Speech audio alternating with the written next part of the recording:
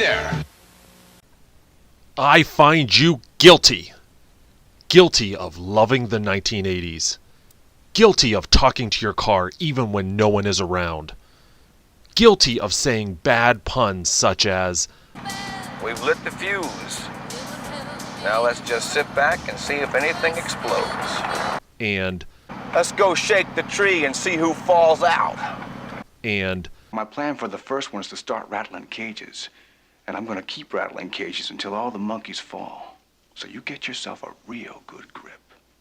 guilty on all counts. And I sentence you to 22 hours of community service watching every episode of Team Knight Rider.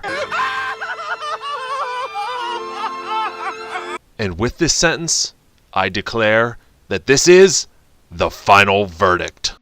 And now, while we listen to Joe's selection of night...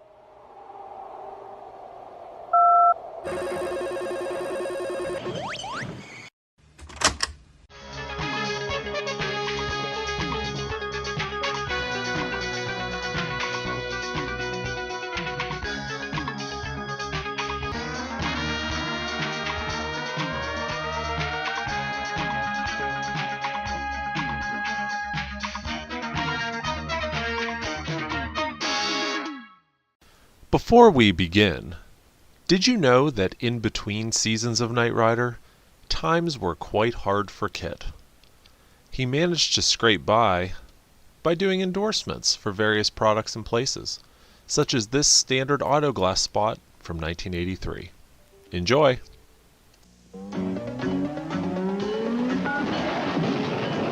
Great escape, KITT. Thank you. But my sensors indicate a slight problem with my windshield. Ah, time for standard auto glass. Who else is number one in windshield replacement? And not only are they friendly and fast, they'll even send out a free mobile glass replacement unit. And every single job is guaranteed in writing. Can't top that. Yes, I can. Show off. Production 57316, The Final Verdict. This episode was written by John Allen Schwartz and E. Paul Edwards, along with Tom Green. Tom would go on to pen a number of amazing episodes in Knight Rider, especially in Season 2, and he's also a producer on the show. This episode was directed by Bernard Kowalski. The original air date was Friday night, December 3rd, 1982 at 9 p.m. on NBC. This episode was the 10th episode to air, but the 11th to be produced, and it was filmed from November 5th through the 15th of 1982. The original title for this episode was A Shred of Evidence. All right, let's dig in. So the first scene we see after the montage of KITT driving is Michael pulling into the semi here, and we have, Devin shows Michael a composite using KITT's new graphics analyzer, a composite of what they think Marty Keene looks like. But did you ever stop to look at the drawing that Devin was working on? So if we zoom in, it sure looks like he's drawing a picture of Michael Knight. Which seems kind of odd, doesn't it? Devin's just hanging out in the semi in his spare time working on his drawing skills, and he decides to draw a picture of Michael.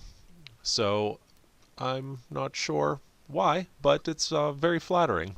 It's just too bad we don't get to see this any closer than this, or kind of see the finished product.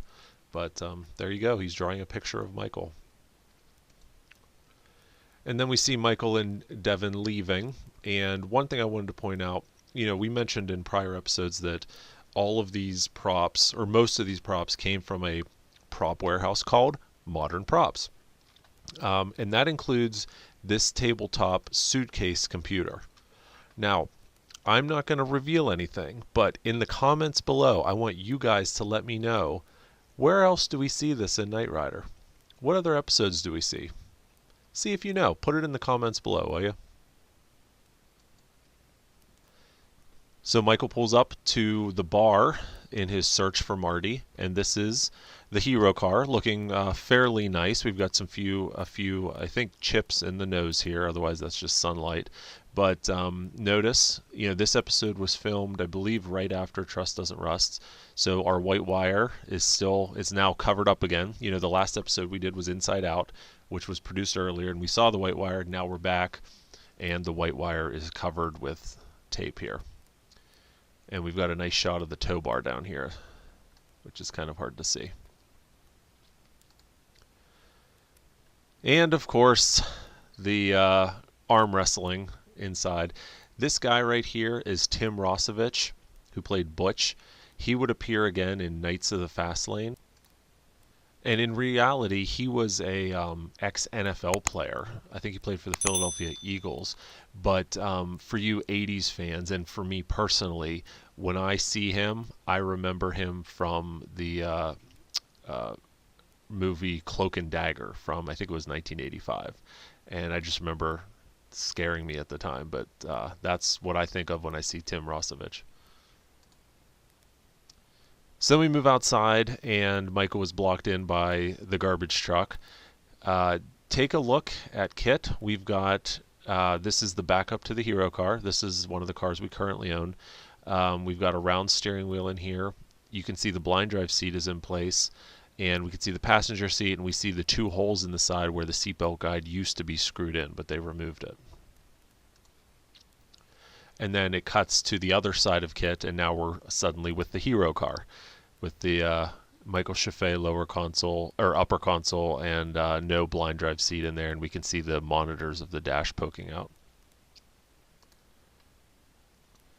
This guy here, his name is Michael Masters, and he appears again in a couple episodes. He's in Night Strike and then Night Song in the 4th season, but this is his first appearance in the series here.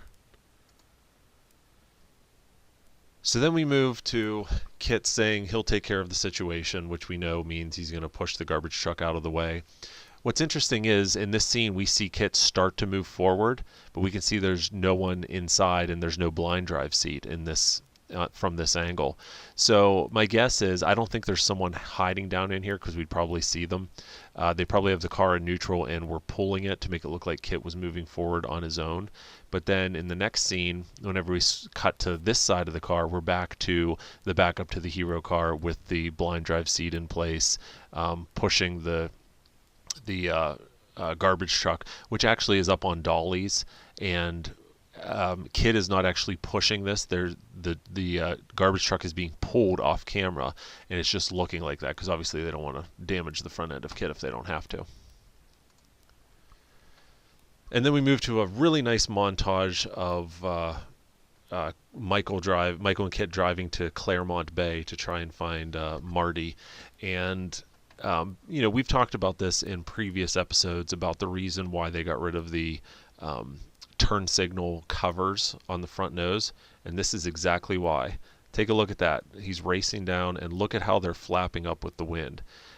So it wasn't too long before the end of this season they got rid of these covers, and they just molded the covers into the front nose, so it looked like the covers were still there, but in reality they were just molded into the fiberglass front nose.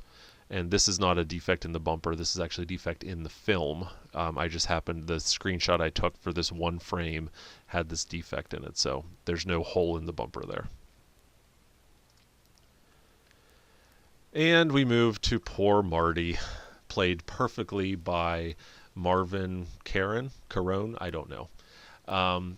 We talked to him a number of years ago about his role here. He was a Canadian actor, or he is a Canadian actor, and he traveled down to Los Angeles in the fall of 1982 to look for work, and through different circumstances he met April Webster, who was the casting director for Knight Rider.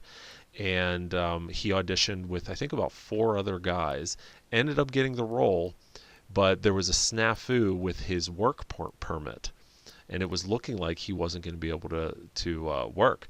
But through some favors and some help, he was able to get his work permit expedited and was able to be there and be on set. And there's lots of guest stars. Every episode has guest stars, but I think Marvin played the role of Marty just absolutely perfectly. He said his time working with David was wonderful, and David let him use his motorhome during off hours to relax and watch TV. So he had nothing but a positive experience on the set, which is always great to hear. And then we move to Don Gordon is the actor's name here, who played Lieutenant Dickerson in this episode. And Don appears again in the third season episode, Night by a Nose. Here he's a policeman who is ultimately a good guy, and then he flips roles in Night by a Nose, and he's a bad guy there. And we have another repeat Knight Rider guy. This episode is just full of first-time appearances by a number of guest stars that would appear again in future episodes. This is Ramon Barry. I don't know how you pronounce it. I'm doing my best. But we know he has a huge role in the popular third season episode Junkyard Dog as Acid John Byrock, but this is his first appearance here as Al Farlin. And Michael was waiting outside, and we saw this in Trust Doesn't Rust, which, remember, was filmed right before this episode. We see that KITT still has this giant chunk out of the side of his seat. It almost looks like it was burned if you look at the edges there. But we see this in Trust Doesn't Rust. Bonnie was sitting in this seat, and this car was pretending to be Carr, K-A-R-R. But you can see by this next episode they still haven't fixed it. And then Michael tails Marty to the fitness center. Nothing of great excitement here besides all the wonderfully 80s cars, except we're starting to see more and more appearances of license plates without the word California across the top. So just nondescript with the numbers, with the registration stickers, the month and year, but no California. Something else that would be a hallmark of the show, especially getting into the second season. We see a lot of license plates without California on the top. And we can see we're still in the same car. There's the chunk out of the seat. This is the backup to the hero car. Again, the one that we own that's currently in the Peterson Museum. And I mentioned this in a previous episode when I said the dash in this car never had a full working dash, ever. And because it was never used for close-ups, it had the shell of the dash, as you can see here. But instead of electronics, it had stickers. And if I zoom in here, that's about as good as that's going to get.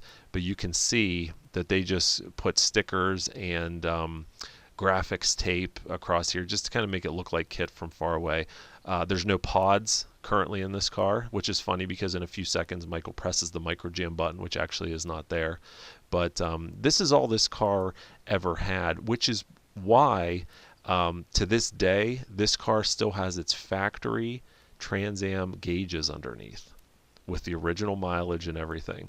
And that's because they never had to tap into the car to run power or to hack it up for any reason to make room for electronics, because this was simply just a shell sitting on top of the stock dashboard. And then there we go. Michael presses the micro jam. As you remember, KITT only got micro jam technically 2 episodes ago in Inside Out. So this is the first time we actually see the button for micro jam show up.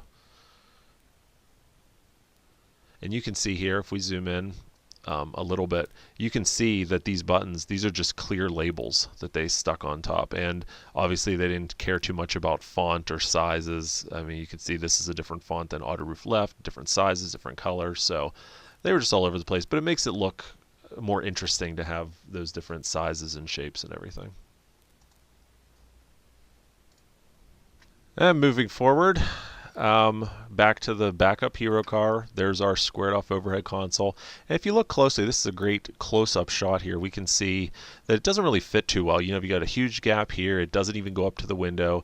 They've got gaffer's tape running the whole way across the top here just to kind of make it look somewhat presentable, but again, it was just slapped together. No one was meant to look at it on Blu-ray, you know, almost 40 years later. Michael in a fight here with the security guard, and as we zoom in, we see that's our buddy Jack Gill right there, getting ready to take a punch and take a ride on the on the conveyor here. And I always found this curious. This warehouse, Al Farland's business is obviously audio equipment, because it's just full of boxes of speaker systems and whatnot. And as you watch this whole scene, you'll see that all these boxes are some kind of an audio equipment. And this Silver Image MS-10 loudspeaker system, these aren't prop boxes. This is was an actual speaker system. If you Google Silver Image MS-10, you'll see that it's real. And here's MS-15 down here at the bottom. So my guess is that the location that they used for this episode probably was a warehouse for this for these speakers and audio equipment, and they just worked it into the story, I suppose. And KITT's coming to the rescue. This is the roll cage jump car. So again, we are 10, 11 episodes in? What did I say? We are 11 episodes in terms of the production order. And still, we've only got 4 Trans Ams and 1 Flivver car. So that will be changing fairly soon.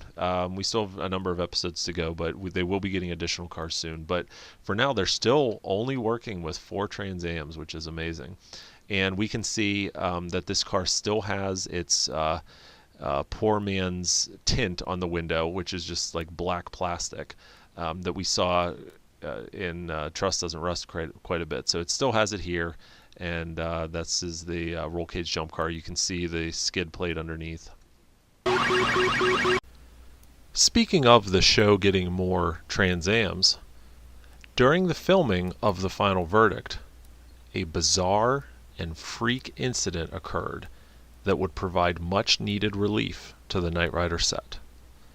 Yes, I am talking about the infamous train derailment. So, maybe you haven't heard of this event? What makes a train derailment so important to the show? As you probably know from watching our Not a Director's Cut series, up until this point, the show only had 4 Trans Ams and 1 Flivver car to use for filming. While that would normally be enough for a regular show, Knight Rider was not a regular show. It was very stunt heavy, and by this point in the series, the cars were, to borrow a phrase from April in Goliath, held together with scotch tape and baling wire. So, here's why this train derailment was so important. It was a train full of auto racks carrying brand new 1983 Firebirds, Trans Ams, and Camaros. The train was heading north in California, destined for GM dealerships in Oregon, Washington, and even Canada, when an unusual, for the time of year, soaking rain had softened the rail bed in a small California town. When the train hit that, it derailed, sending these auto racks off the rails and into a large mess. Some of the F-bodies got away unscathed, while others had major damage. But under California laws at the time, these cars could no longer be legally sold to the public. So instead of crushing the Firebirds and Trans Ams, General Motors sold the cars to Knight Rider and to the Fall Guy for $1 apiece, with the agreement that they would be crushed when the series ended, to ensure that they would never end up on the road. These were the cars that met their fate under the wrecking ball, and the reason why some cars still survive to this day. The ones that survived simply were not cars from the train derailment, so they were not under orders to be crushed.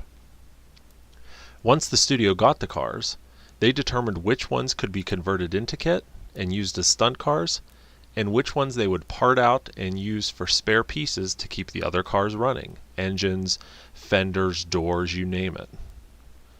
In terms of the number of cars that the show received from this incident, we don't know for sure, but our estimates indicate about a dozen complete cars went to Knight Rider to be turned into kit, probably a few more secured for parts, and a handful went to the Fall Guy to be used as Jody's Firebird, which made its debut in the September 28th, 1983 episode Trauma from Season 3.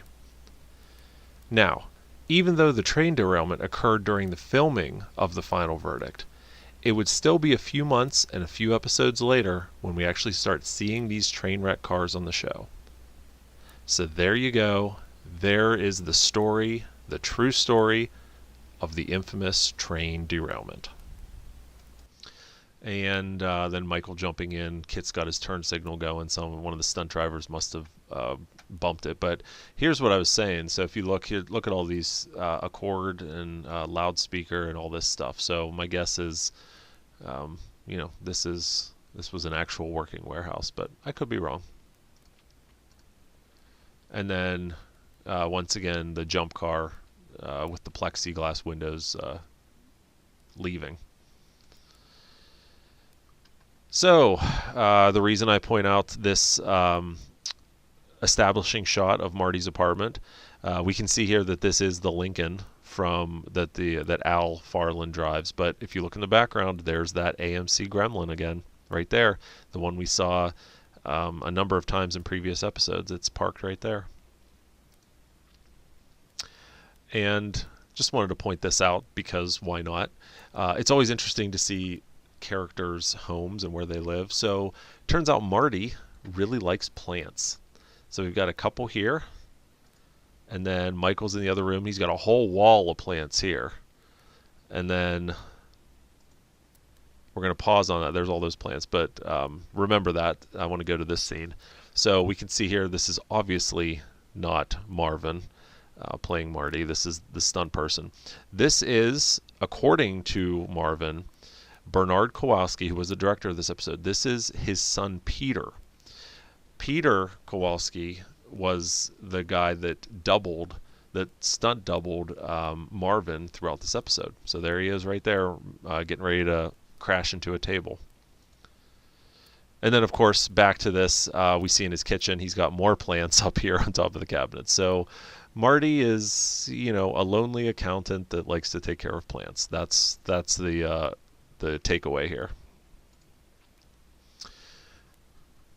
So now we have Michael and Marty breaking into Al Farland's warehouse, and this is the first time we see the comlink being broken or destroyed. We see it again in Nightmares, and we see it again in Voodoo Night, but this is the first time that a comlink was destroyed.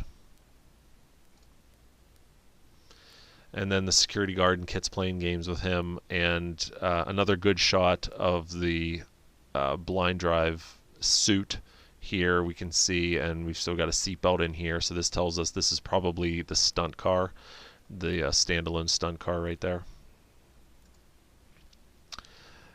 And then Michael and Marty getting ready to get into KITT after he saves them. This is the backup to the hero car again, but as soon as the scene switches, so we go from this, they get in the car, and then it instantly switches to this. And now we're at the stunt car wearing the rubber shell, which is blatantly obvious.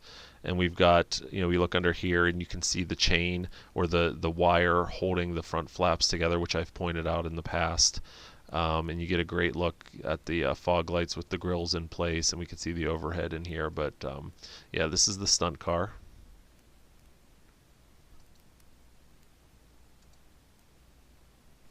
And now we turn to Al Farland's Lincoln Continental, and they had two of these Continentals. They had a hero one and then a stunt one. So we can tell right here we've got this hero one. We've got, again, the license plate without the word California, and it's kind of tilted here. And notice there's no roll cage in this one. So you'll see here coming up that the other one, the one that ultimately will do the flip at the end over the pipe ramp, has a roll cage in it. But this is the hero car that they're in now. And we're back. The hero car, the Knight Rider hero car, is being towed. And I'm not sure why Michael feels the need to fasten Marty's seatbelt for him as opposed to just telling him. But pretty sure that Marty doesn't like that. What do you think? Yeah, I don't think he likes that. So then Michael is activating some functions in KITT, and this was, you could tell that David wasn't totally comfortable with working KITT's functions yet. So the way he presses these buttons, and actually these aren't buttons, these are toggle switches on this first season console, but he uses like the palm of his hand, and it just looks very awkward. Especially as we get into season 2 and those toggles and the overhead are replaced and there are buttons there instead, and he punches them with his thumb. That looks much more, comfortable and the way it should be. But here he's just like slapping stuff with the palm of his hand, and it just looks awkward. And here we've got the roll cage jump car doing a small jump on the top of a hill. This whole chase sequence reminds me of the one in Night of the Drones that kind of was an homage to Bullet, the Bullet chase with the Mustang. But we get a good look here at the skid plate, the larger piece towards the back that protected the transmission, and then just a smaller piece right here connecting to the front nose. And as KITT lands, a lot of you have noticed this, but when he lands, one of his hubcaps falls off and conveniently keeps rolling and is almost like chasing after the car to try and reattach itself. But right here, we've got one of the bowling ball hubcaps rolling after KITT. And here's what I was mentioning before. So here's the stunt Lincoln. So we can see here the license plate isn't crooked anymore. It's still the same number, still without California, but it's not crooked, and you can see it's heavily roll caged here. Again, anytime you see that, this car is not long for the world. It's going to do a flip or have something land on it. And then we turn to KITT, and he hits his brakes, and nothing exciting here except we've got a bulb out.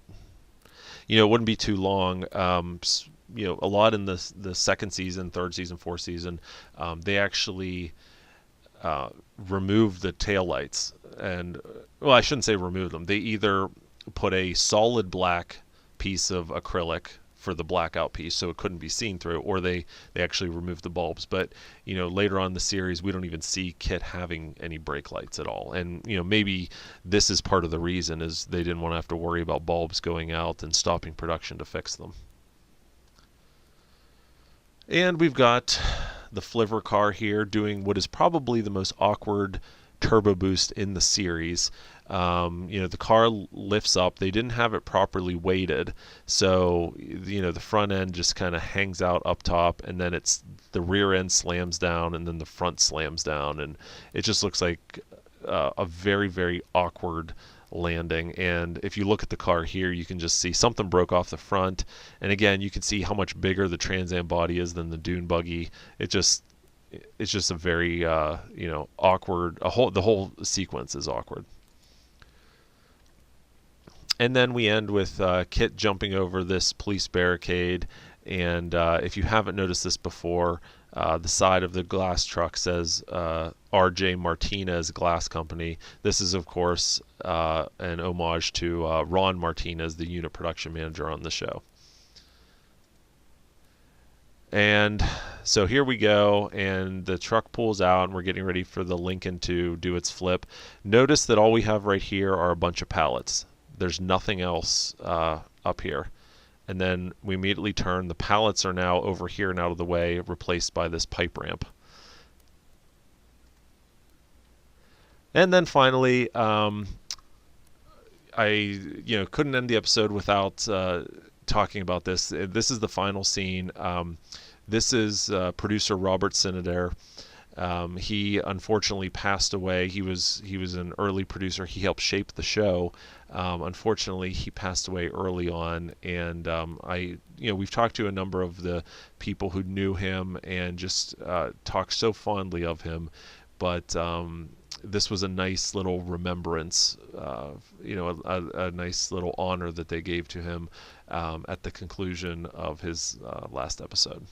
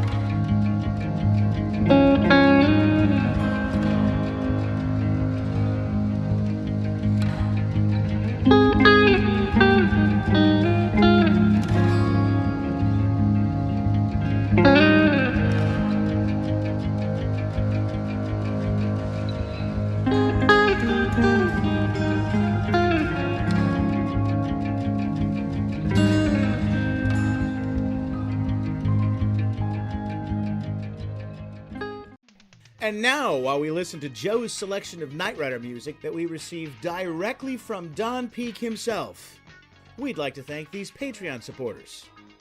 Look at you guys scrolling up the screen to my right.